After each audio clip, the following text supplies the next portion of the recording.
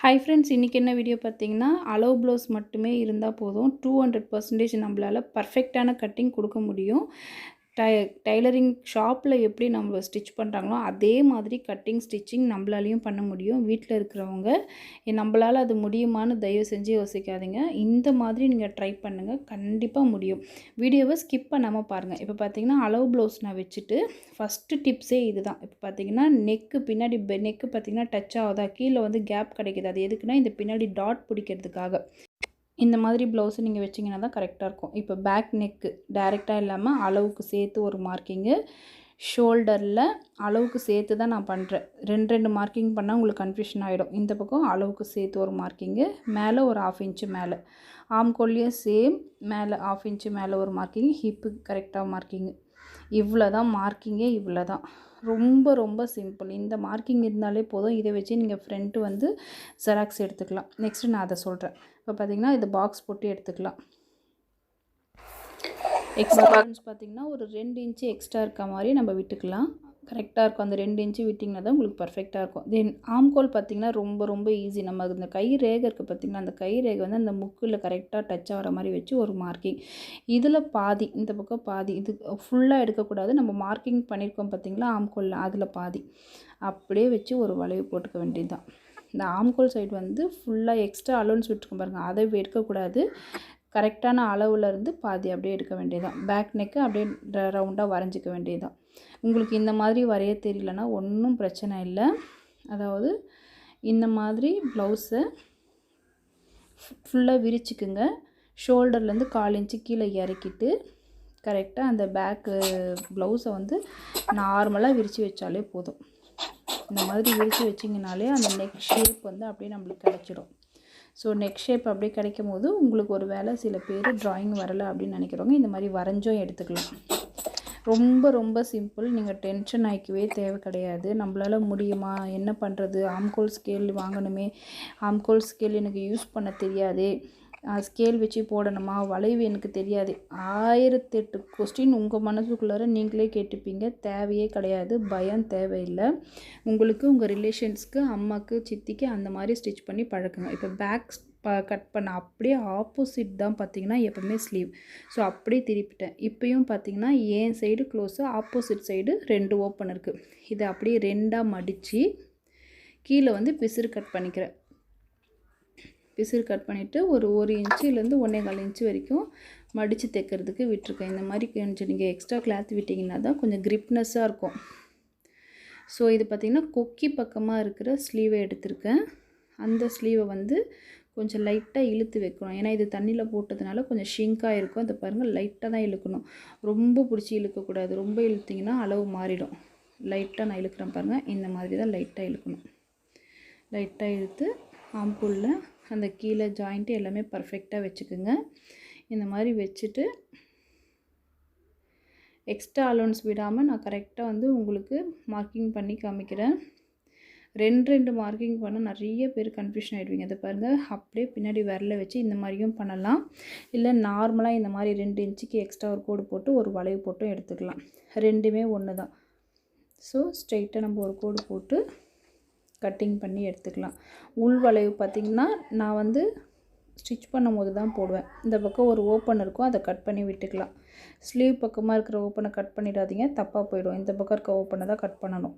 நான் சொல்கிற மெத்தட்லேயே நீங்கள் கட் பண்ணிங்கன்னா உங்களுக்கு கரெக்டாக இருக்கும். இப்போ பார்த்தீங்கன்னா ஃப்ரண்ட்டு கட் பண்ண போகிறோம்.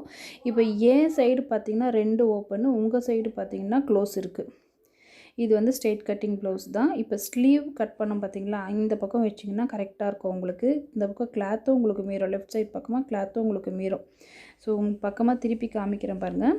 ஸ்லீவ் கட் பண்ண அந்த பக்கமாக வச்சு ஒரு 1/4 இன்ச்சு கேப் விட்டு வைங்க.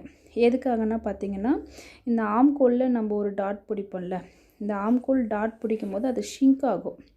அதாவது கிளாத் கம்மியாகும் போது உங்களுக்கு கரெக்டாக வரும். இந்த கிராஸில் நம்ம ஒரு ஆம்கோல் பிடிக்கும் போது 1/4 இன்ச்சு கம்மியாகும். ஸோ அப்படியே வளைவு போட்டு எடுத்துக்க வேண்டியதான். இது ஒரு ஜெராக்ஸ் மாதிரி நீங்கள் எடுத்துக்க வேண்டியதான். ஸ்ட்ரெயிட்டாக ஒரு கோடு போட்டு எடுத்துக்கலாம். இந்த பக்கம் ஷோல்டரும் நான் கரெக்டாக மார்க் பண்ணிக்கிறேன். இந்த பக்கம் பார்த்திங்கன்னா 1/4 இன்ச்சு மட்டும் எக்ஸ்ட்ரா விட்டு எடுத்துக்கிறேன். இப்போ பார்த்திங்கன்னா எல்லாமே கோடு போட்டாச்சு. இந்த பக்கம் ஒரு 1/4 இன்ச்சு விடணும். இந்த பக்கம் 1/4 இன்ச்சு ரொம்ப ரொம்ப மெயின் விட்டே ஆகணும். இது எதுக்கு பார்த்திங்கன்னா, இந்த கொக்கி பக்கம் நம்ம பட்டி ஜாயின் பண்ணுறோம்ல, ஊக்பட்டி ஐப்பட்டி ஜாயின் பண்ணும்போது பார்த்திங்கன்னா இந்த 1/4 இன்ச்சு விடணும். இல்லைன்னா உங்களுக்கு ப்ளவுஸே பார்த்திங்கன்னா மெஷர்மெண்ட்டு தப்பாகிடும். இப்போ ஆம்கோலில் பாக்ஸ் போட்டு எடுத்துக்கலாம்.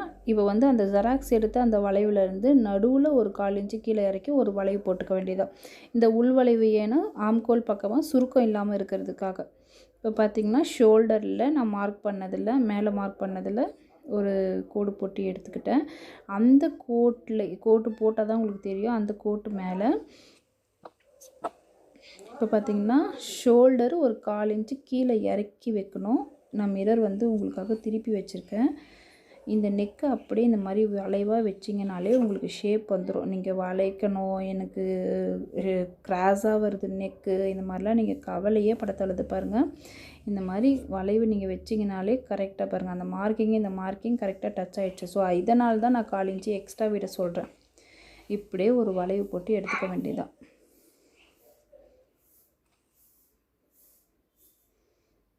அவ்வளோதான். இப்போ பார்த்தீங்கன்னா இந்த வளைவோடு விடக்கூடாது, 1/4 இன்ச்சு கீழே எக்ஸ்ட்ரா விடணும். எல்லாத்துக்குமே தையல் கண்டிப்பாக விடணும். பாருங்கள், ஒரு பாக்ஸ் போட்டுக்கிறேன் உங்களுக்கு தெரியறதுக்காக. மேலேருந்து வளைக்கக்கூடாது ஃப்ரெண்ட்ஸ். மேலேருந்து வளைச்சிங்கன்னா உங்களுக்கு ஷோல்டர் கம்மியாயிடும். ஸோ கீழேருந்து தான் வளைக்கணும். இந்த கீழேருந்து வளைச்சி மேலே வந்து அந்த ஷோல்டர் மார்க் பண்ண பார்த்தீங்களா, அதில் ஜாயிண்ட் பண்ணுற மாதிரி வரணும்.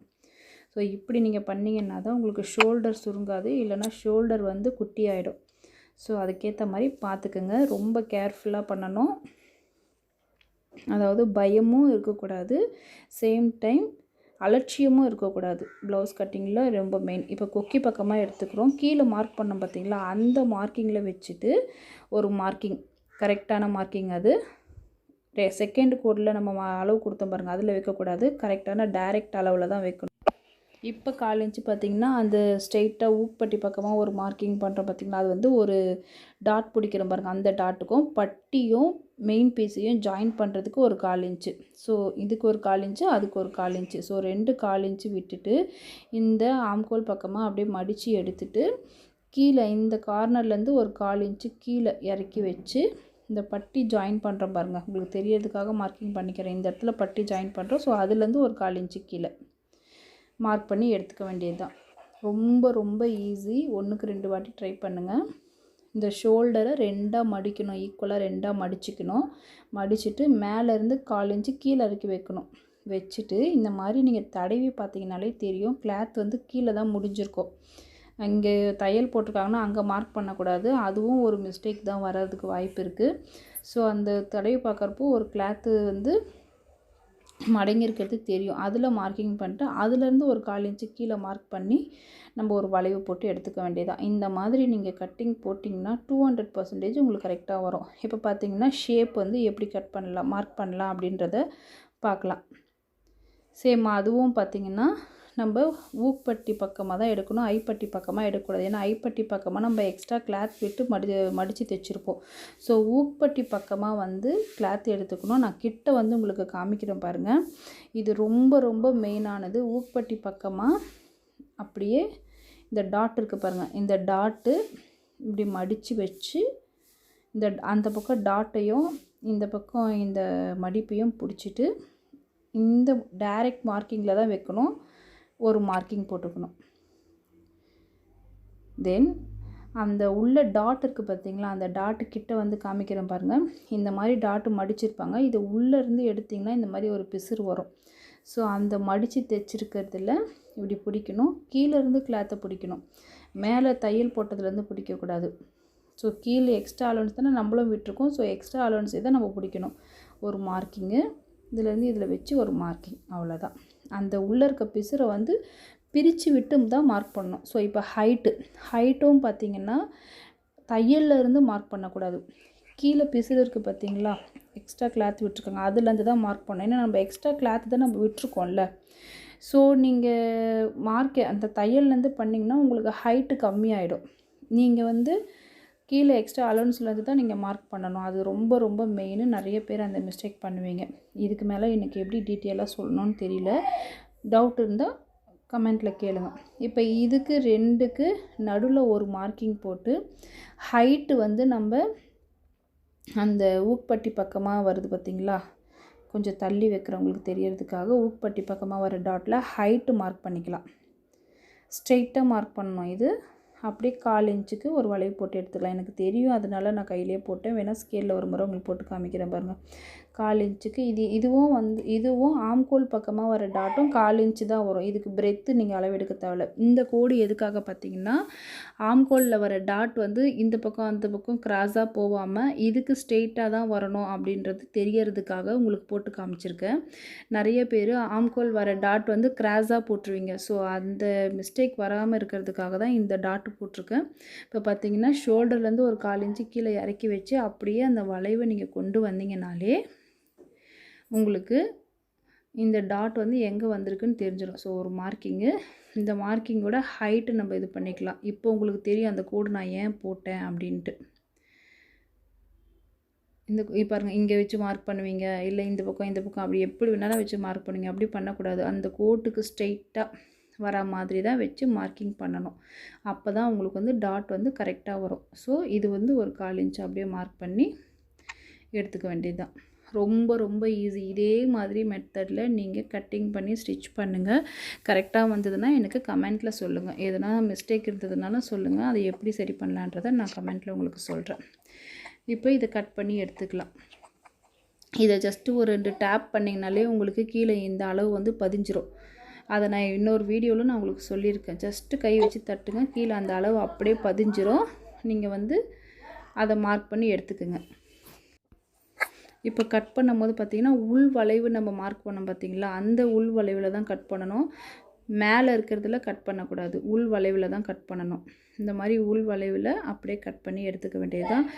இப்போது 200% கரெக்டாக வரும். இப்போ பட்டி வந்து தனியால் நீங்கள் வந்து மார்க் பண்ண தேவையில்லை. அந்த வளைவு வருது பார்த்திங்களா, அந்த வளைவுலேருந்து ஒரு 2 இன்ச்சு இந்த பக்கமாக தள்ளி 1/4 இன்ச்சு கீழே ஒரு வளைவு போட்டுக்க வேண்டியது தான். இந்த மாதிரி ஒரு வளைவு போட்டு நீங்கள் கட் பண்ணி, அதாவது ஆம்கோலில் நம்ம டெப்த் எடுப்போம் பார்த்திங்களா, சேம் அதே மெத்தடு. இதை நீங்கள் கட் பண்ணி எடுத்திங்கனாலே உங்களுக்கு பர்ஃபெக்டாக வரும். இதுக்காக நீங்கள் வந்து பட்டிக்கு அளவு எடுத்துகிட்டு அந்த மாதிரிலாம் எதுவும் பண்ண தேவையில்லை. எக்ஸ்ட்ரா கிளாத் இருக்குது. ஸோ பட்டி 2 பீஸாக நம்ம இது பண்ணலாம். இது வந்து ஒரு 36 இன்ச்சு ப்ளவுஸ் இது. ஸோ 1 மீட்டர் தான் நான் லைனிங் எடுத்தேன். கிளாத் வந்து எக்ஸ்ட்ராவே இருக்குது. இந்த மாதிரி எக்ஸ்ட்ரா இருந்ததுன்னா நம்மளுக்கு கட்டிங் ஸ்டிச்சிங் கொஞ்சம் ஈஸியாகவும் இருக்கும். அவங்களுக்கும் பார்த்திங்கன்னா பட்டிக்கு கொஞ்சம் திக்னஸாக கிளாத் கொடுக்கலாம். இந்த பட்டியில் வந்து ரொம்ப ரொம்ப மெயினானது இந்த அர்க்காத் பண்ணிக்கணும். இந்த அர்க்காத் பண்ணது இல்லாமல் பிகினர்ஸாக இருக்கும் போது இந்த மாதிரி பட்டியை ஓப்பன் பண்ணிவிட்டு மார்க்கிங் போட்டுக்கணும். இந்த பக்கம் தான் ஏரோ போட்டுக்கிட்டால் உங்களுக்கு ஈஸியாக இருக்கும். ஏன்னா வளைவு இந்த பக்கம் இந்த ரைட் சைடுக்கு இப்படி வரணும், லெஃப்ட் சைடுக்கு இப்படி வரணும்னு ஒரு சில பேர் இந்த மாதிரி மாற்றி தைச்சிடுவீங்க.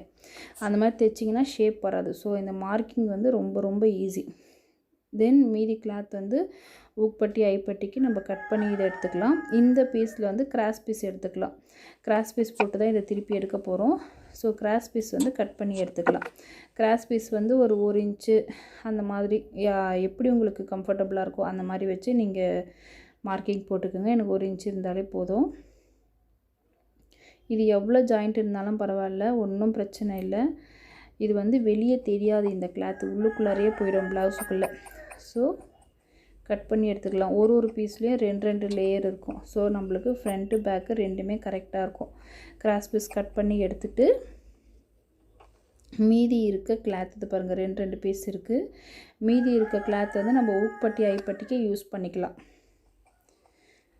நம்ம கட் பண்ணி தைச்சி முடிக்கிற வரைக்குமே பார்த்திங்கன்னா எந்த ஒரு கிளாத்தையுமே நம்ம தூக்கி போடக்கூடாது. இது பார்த்திங்கன்னா கஸ்டமரே கட் பண்ணி கொடுத்துட்டாங்க. பாருங்கள், கிராஸாக கட் பண்ணியிருக்காங்க பாருங்கள். இந்த மாதிரி கிராஸாக எதுனா போயிருக்கான்னு நம்ம செக் பண்ணிக்கணும். ஸோ கிராஸாக இருக்க பக்கம் பார்த்திங்கன்னா நான் வந்து பேக் சைடுக்கு வச்சுக்கிறேன். ஏன்னா அதை வந்து நான் ஸ்லீவுக்கு போட்டேன்னா நிறைய ஜாயிண்ட் இருக்க மாதிரி ஆகிடும். ஸோ நான் வந்து கிராஸாக இருக்க பக்கத்தை ஈக்குவலாக வச்சுட்டு அப்படியே பேக் பீஸை கட் பண்ணி எடுத்துக்கிறேன். இந்த மாதிரி ஈக்குவலாக வச்சுக்குங்க. ஏற்றும் தாளும் அந்த மாதிரிலாம் இருந்தால் ஒன்றும் பிரச்சனை இல்லை. நம்ம வந்து மெயின் பீஸ் நம்ம மார்க் பண்ணியிருக்கோம் பாருங்கள், அதை வச்சு தான் நம்ம தைக்க போகிறோம். ஸோ எக்ஸ்ட்ரா அலோன்ஸ் கொஞ்சம் ஒரு 1/2 இன்ச்சு விட்டுட்டு கட் பண்ணி எடுத்துக்கலாம். இப்போ பேக் கட் பண்ணியாச்சு. இப்போது அதே லைனிங்கில் நம்ம கட் பண்ண மாதிரி தான் அதுக்கு ஆப்போசிட் அப்படியே திருப்பி 2ஆக மடித்து ஸ்லீவுக்கு நம்ம கட் பண்ண போகிறோம். ரொம்ப ரொம்ப ஈஸி. இப்போ இந்த மாதிரி டிசைன்னும் போது நீங்கள் கண்ணை மூடிட்டு கட் பண்ணலாம். ஒரு இதில் வந்து டிசைன் எதுனா கொடுத்துருப்பாங்க ப்ளவுஸில். ஸோ அந்த மாதிரி கொடுக்கும்போது நீங்கள் பார்க்கணும் 2 ப்ளவுஸு ஸ்லீவுக்கும் ஒரே மாதிரி டிசைன் கீழே வருதா மேலே வருதா, ஃப்ளவர் மேலே பார்த்தா மாதிரி இருக்கா கீழே பார்த்தா மாதிரி இருக்கான்றதை நீங்கள் 1க்கு 2 தடவை செக் பண்ணணும். ஸோ இந்த மாதிரி டிசைனு இந்த மாதிரி ஒரு நார்மல் ப்ளவுஸ்க்கு நீங்கள் அந்த மாதிரி செக் பண்ண தேவையில்ல, ஈஸியாக கட் பண்ணிடலாம். நான் சொல்கிற இந்த மெத்தட் நீங்கள் ஃபாலோ பண்ணிங்கன்னா உங்களுக்கு எங்கேயுமே வந்து கிளாத்து பத்தாமல் போகிறது அந்த மாதிரிலாம் எங்கேயுமே வராது. கரெக்டாகவே இருக்கும். கிளாத்தும் உங்களுக்கு மீறும். நீங்கள் ஒட்டு போடுற வேலை இருக்காது. உங்களுக்கு ஈஸியாக வேலை முடிஞ்சிடும். இது வந்து 36ன்றதுனால நம்மளுக்கு கொஞ்சம் கிளாத்து எக்ஸ்ட்ராவே மீறுது. இதுவே 38 40ன்னும் போது நம்ம கண்டிப்பாக ஒட்டு போடுற மாதிரி தான் இருக்கும். ஒன்றும் பிரச்சனை இல்லை. டைலரிங்கு நம்ம கற்றுக்கும் போதே பார்த்திங்கன்னா இந்த நுணுக்கங்கள்லாம் சேர்த்து கற்றுக்கிட்டோன்னா எந்த சைஸு ப்ளவுஸ் வந்தாலும் நம்மளால் ஸ்டிச் பண்ண முடியும். இப்போ front over, front sleeve, back over. இப்போ பார்த்திங்கன்னா பட்டி வந்து வச்சுட்டு அப்படியே ஒரு ரேண்டமாக நான் போட்டு அதுக்கப்புறம் நான் ஸ்டிச்சிங் பண்ணும்போது மடித்து தைக்கும் போது ஒரு கிரிப்னஸ் இருக்கும். அதனால தான் எக்ஸ்ட்ரா கிளாத் விட்டுருக்கேன். நிறைய பேர் பார்த்திங்கன்னா சப்ஸ்கிரைப் பண்ணாமல் பார்க்குறீங்க ஃப்ரெண்ட்ஸ். சப்ஸ்கிரைப் பண்ணுங்கள். அப்போ தான் எனக்கு கொஞ்சம் மோட்டிவேஷ்னலாக இருக்கும். என்னுடைய வீடியோஸில் உங்களுக்கு எந்த மாதிரியான வீடியோஸ் வேணும் ரெகுலராக அப்படின்றத கமெண்ட்டில் சொல்லுங்கள். நான் நெக்ஸ்ட்டு என்ன வீடியோ போடணுன்றதை நீங்கள் சொல்லுங்கள். தேங்க்யூ, பாய். சப்போர்ட் பண்ணுங்கள்.